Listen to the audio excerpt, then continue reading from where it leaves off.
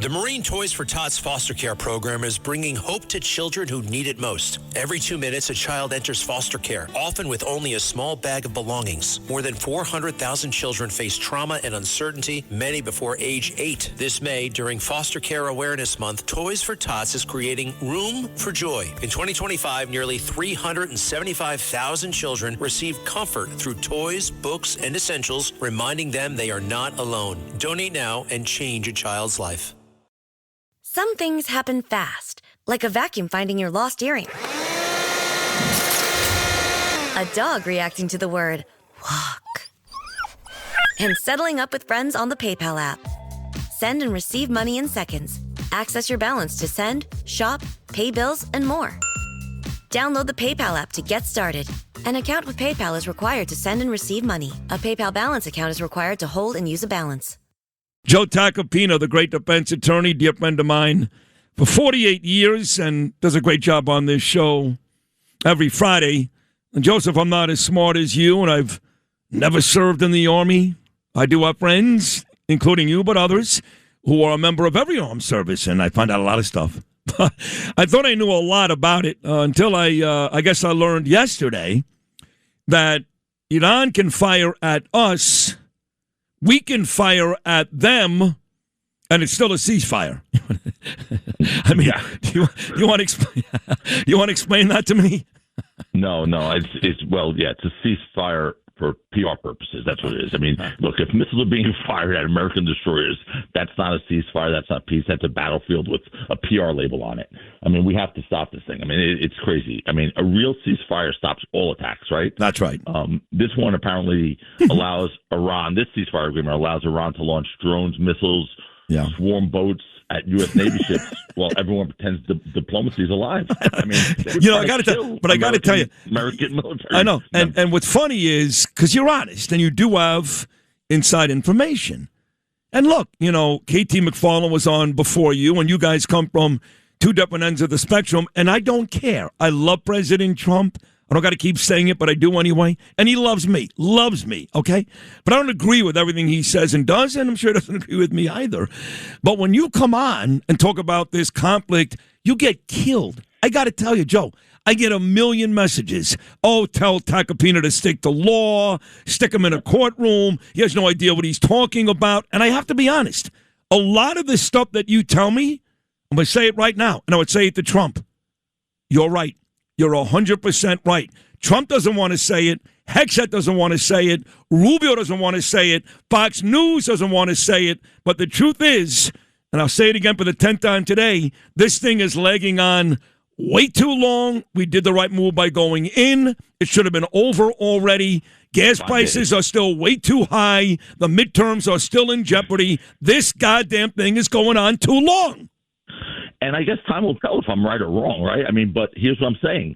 We keep coming up with these demands, if you don't do this by this date, civilization will end as you know it. If you don't do this by this date, we're going to blow you into, holy hell. If you don't do this by this date, we're going to get violent strikes.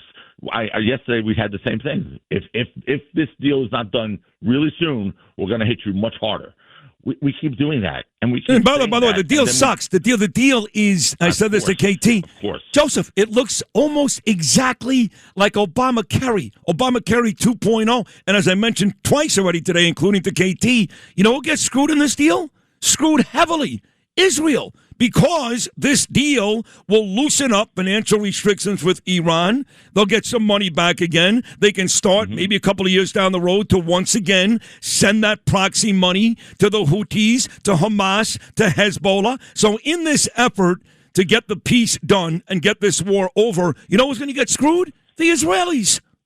Yeah, the Israelis and all of our soldiers who are going there in what I honestly believe is overly extended conflict getting killed. We have a lot more pain coming our way. They still have 75% of their missiles and their munitions left. Hold on. You just said they still have 75% of their missiles. Pete Hegseth said 80% are gone. Well, he's wrong. And I'm not saying that to make him wrong or because I don't like Pete Hegseth. And listen, when whoever's commenting about, stick to the law, whatever, I'm not doing this because I'm against our mission here. I want our mission to be one. Obviously, there's nobody more pro-American than I am, especially when it comes to our military. I think we have the greatest military in the world. I'm the biggest supporter of our military. My son's in it. I have people like General Donahue, General Anderson, General Work, who I consider family members. I mean, these are great, great people. I'm saying what I'm saying because I want us to be successful and I want us to win. And I see what we're doing in Iran, and it was ill-planned. Look, we didn't go in there and protect our bases and embassies. You do that before you strike, not after. And we lost our bases and embassies catastrophically.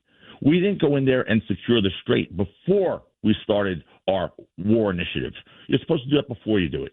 We didn't. And now we have this whole situation with the strait being, closed and not closed, and a blockade and not a blockade, and it's a mess. It is a mess. So in the Middle East, understand this: they don't think like we do, Sid.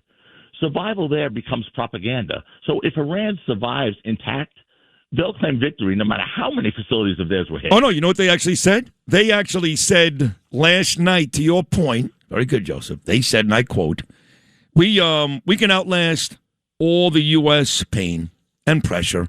We can outlast it because, like you said, it doesn't matter to them how many of their people die. It doesn't matter how much of their stuff you blow up. They don't care. They're like those horror movies, where you kill Jason in Friday the 13th, and then he just comes back the next scene, or you kill Michael in Hollywood, he comes back the next scene. They actually said yesterday, we can and will outlast the U.S. pressure. So the point is, to your point, they're not intimidated. They don't think like us. They don't care how many people die. They will continue to fight. With dying. Understand this? They think there's a better life. Right. After. Well, listen. Not all of them. Okay. The guys with money, they don't want to die. I don't care what anybody says. Sinwar didn't want to die with Hamas. The guys in charge in Iran, the everyday people, those morons that are convinced you're going to get 75 virgins, which don't exist in America anymore. They may think that way, but don't kid yourself. The guys with the money, they don't want to die so fast. If they did, they'll be running all over the world to try to find safe havens. Yeah, no, look, that's for sure. All right, that's for sure. I mean, having creature comforts in life changes your philosophical views and probably your religious views. You don't become as fanatical. You become more comfortable. That's right. But I'm just saying, we're in a situation. We're not fighting with an enemy that we know. I've spoken to all these generals. You're fighting with a different mindset there, and their mindset is, look, as long as we survive, we're still intact, we win. We win. And so, the ceasefires agreements that we have without enforcement is not helping us here. It's not helping us. And we're in this quagmire. When are we going to get out? We've declared, how many times has the president declared victory in this war? Right? We've declared victory so many times. And yet we can't declare victory when American destroyers are being shot at and attacked. How's that victory? We're still in the middle of this thing. And it's really, the conflict is confusing from a tactical success standpoint, and we just don't know when it's going to end. I really have no idea, I got to tell you, but it needs to end soon, or we're going to get our asses kicked in the midterms, and I can't handle that. Look at all the prices. I mean, look, for the first time, Sid, and I don't really check the gas price when I go to fill up my car. I just don't. It's. I'm not the wealthiest man in the world, but I certainly don't have to check the gas prices when I go to fill up. Yesterday, when I saw $115 oh my to God. fill up my car, jeez, I was like, I took a pause for a second. I was like, wow, okay, we're feeling it. So what I'm seeing and what I'm reading, and Wall Street Journal is always covering this kind of stuff, is middle lower class Americans are getting killed by this. Killed. I know. Killed. I know. It says that all the time. Your good friend Charlie Gasparino. Yeah, and Charlie knows about this 10 times more than I do. But he's exactly right. And they're the people who are getting hurt by this because they budget so much every month for gas, for food, for this. Well, and they budget dollar for dollar. And once that is shifted, their wallet is shifted. Oh, no, listen. It screws everything It's up. funny you say that because I would yell at my kids. My kids are much smarter than everybody else's kids, except for you. Your kids are brilliant, too. Don't worry. But, they've lived in Boca Raton and New York City. And I explained to my kids that that's fairy world. That's not real life. There's about 47 states in this country, about 47, where if you go to one movie a month and you go to a Red Lobster on a Friday night, you're living large, okay? Boca Raton, New York City, L.A., Beverly Hills, that's what my kids know. That's not real life. What you're talking about, those flyover states, which my friend Dana Lush wrote about. It's a great book, Flyover Nation. those are the ones that are getting murdered because now they can't afford to go to Red Lobster on a Friday night. Now they can't afford to spend right. That's right. And that's what this country is made up of. Those are the overwhelming majority of people, not us, walking around Park Avenue in New York like we're the real Americans. Nonsense. Those are the people that send their kids to die, not us. Right. Well, my son's joining. Well, your son, yes. And I did. So, for all those people who want to sit in their armchairs and talk about what it's like to do this, don't talk to me because I understand it. But that being said, this has to end soon. Because this is going to affect the midterms. You know this better than anyone. Of course. I mean, if this stays the way it is, and that's the president keeps talking about ceasefire, we've won ceasefire. But you could say that all you want. But when we're still getting attacked, people aren't stupid. Over there? No, people aren't stupid. Come on, stop it. I want to get to Ken Griffin. You've got a place in Florida. I've spent half my life living, not vacationing, living in Florida. And I know what a great job they do down there. And given the opportunity, if I had $6 billion to do it in Ron DeSantis' state or Kathy Hochul's state, I wouldn't even think twice. I'd be in Miami in the morning. But, listen, Ken understands New York, understands how big it is here, wants to help out New York. But when the mayor not only embarrasses him, but literally puts him in harm's way, standing in front of his house on a video that millions of people saw, he should be arrested for that, the mayor, to be honest.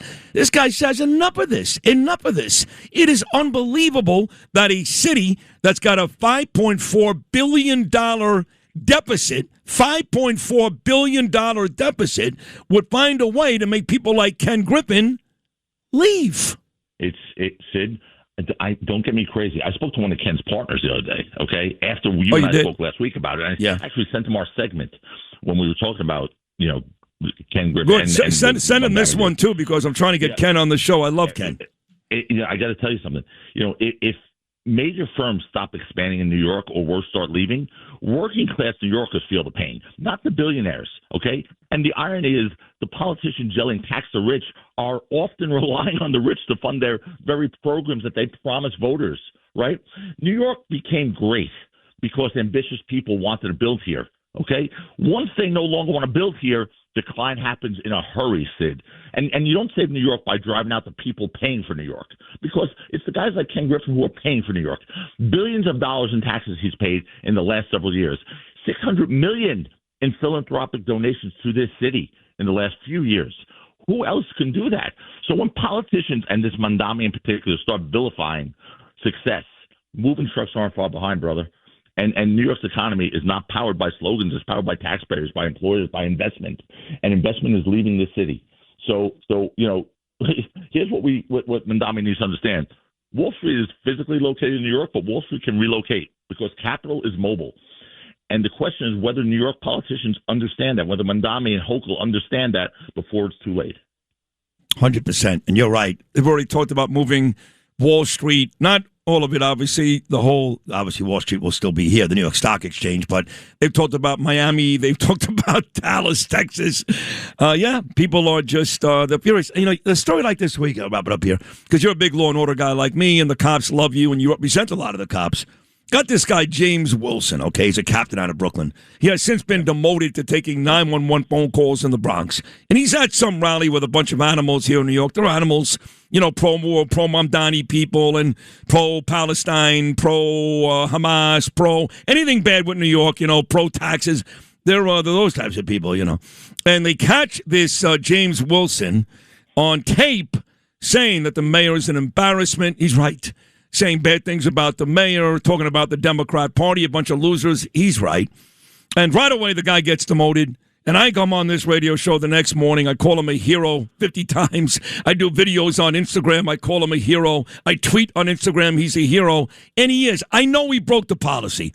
Policy states the cops can't say it. But I got to tell you, Joseph, if the mayor can say it, and the mayor does say it. The mayor goes out of his way to criticize police. Every other week, Jessica Tisch has to defend her police officers on Twitter. Every other week, he goes to visit perps in the hospital. He hates the cops. I got a call last night from Scott Monroe, who happens to be the head of the Sergeants Association. That's great. Yep, something big is going to break on Sunday. I can't tell you. He'll be on this show on Monday. But the issue is that every day, every week, this mayor is doing something to make police miserable. That's okay. But if James Wilson says something, he gets demoted. How is that fair?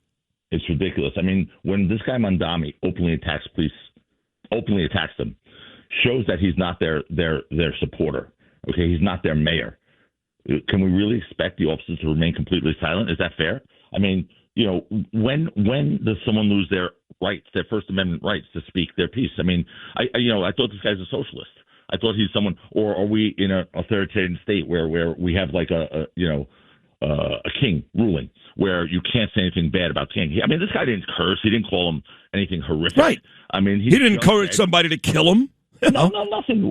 Nothing. He was just expressing his opinion based on the actions of this mayor, and the actions of this mayor are horrific towards police officers. Again, you go visit a perp who hurts a cop and hospitalizes a cop, but you don't go visit the cop in the hospital, but just the perp. Yeah. I mean, you're basically telling the cops, I will never support you. I'll always pick the bad guy over you. That's right. So when one of those cops says something, and nothing horrible, but calling him an embarrassment and saying that's not my mayor, which is accurate, why would he get punished for that? I don't know. That's what every real cop thinks.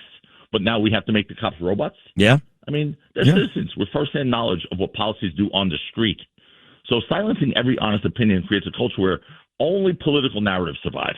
That's it. And fake political narratives. That's it. Bullshit. Well, yeah. And now we got this showdown between my buddy Tom Holman. I think he'll be on Monday, by the way, Justin. I spoke to Brent Holman and New York because we just had a young girl named Sheridan Gorman. She was shot in the back and murdered by an illegal. I know Democrats hate that word. They find it dehumanizing. F you. Illegal, you scumbags. He shot this girl in the back. She's from Yorktown, from New York. We had a 83-year-old Vietnam vet dead on the subway tracks in New York City. The mayor's never mentioned his name. His name is Richard Williams. Killed by an illegal, dead in New York. Now, I had some guy on Long Island last week. He went and stabbed to death in 2 different places. 2 women slit their throats. Nassau County just last week. Illegal.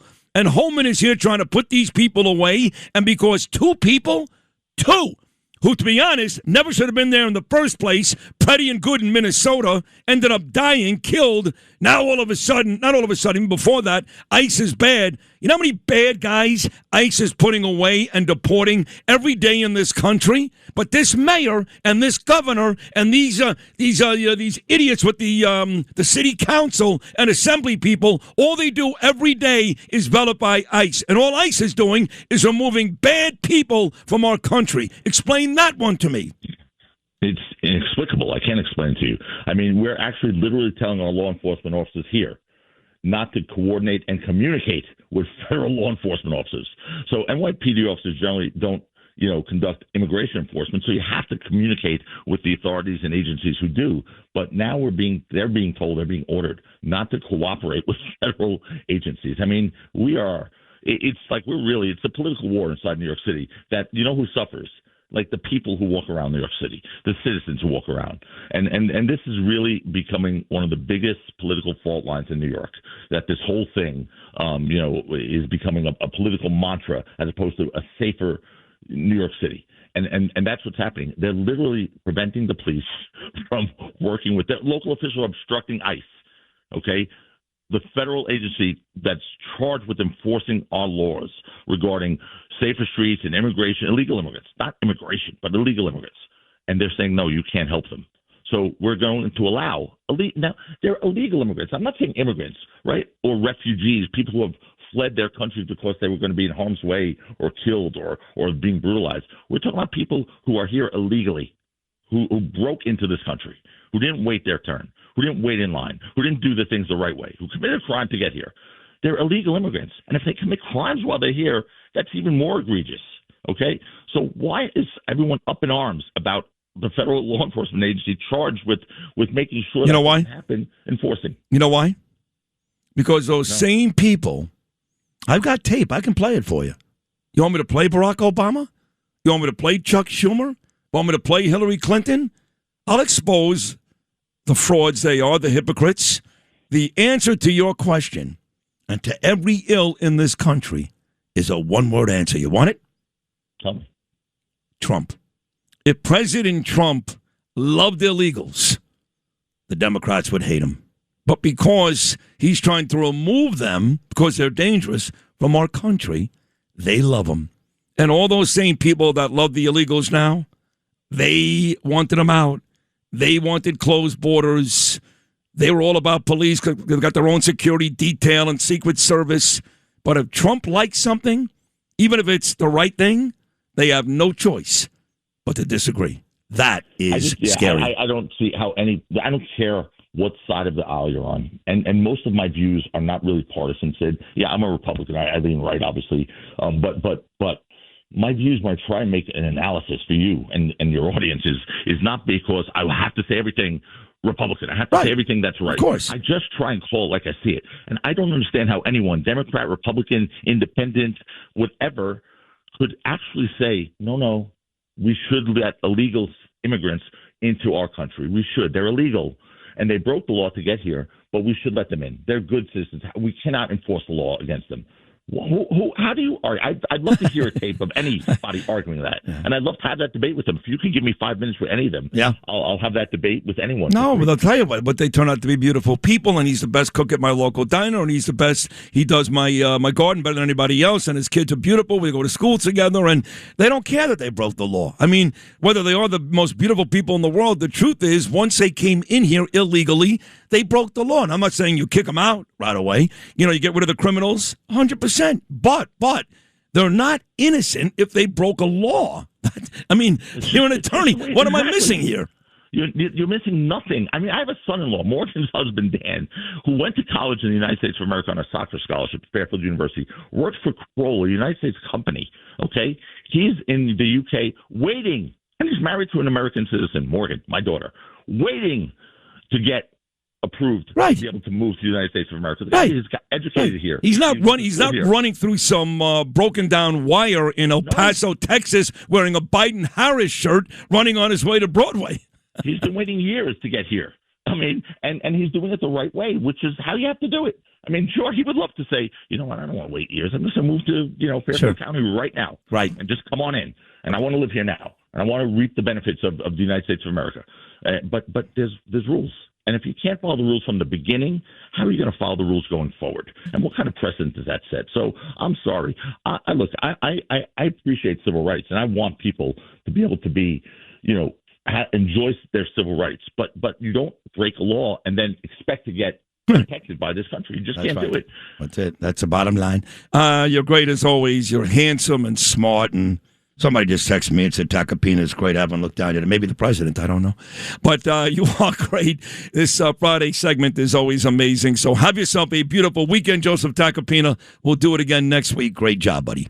Okay, brother. Take care. Joe Tacopina right there, the amazing defense attorney, my friend now for 48 years. Thanks for listening to Sid and Friends in the Morning. You can hear Sid and Friends in the Morning weekday mornings at 6. If you like the podcast, share it with your friends and listen anytime at WABCRadio.com and download the WABC Radio app. Hit that subscribe button on all major podcast platforms. Plus, follow WABC on social on Instagram, TikTok, Facebook, and X. See you next time for a new episode so you never have to wonder. What the heck is going on here? Oh, it's out of here! Home run Ferry Hawks! Get ready, Staten Island. It's time to celebrate 5 years of Ferry Hawks baseball. Come out to the ballpark this week as the Ferry Hawks welcome in the Charleston Dirty Birds May 5th through the 10th. Grab the kids and come on out. We kick it off on Tuesday, May 5th with Cinco de Baseball with $5 tickets and $5 food and beverage specials. And we end the week as we celebrate all moms on Mother's Day. Moms get in free. Visit ferryhawks.com now to lock in your seats.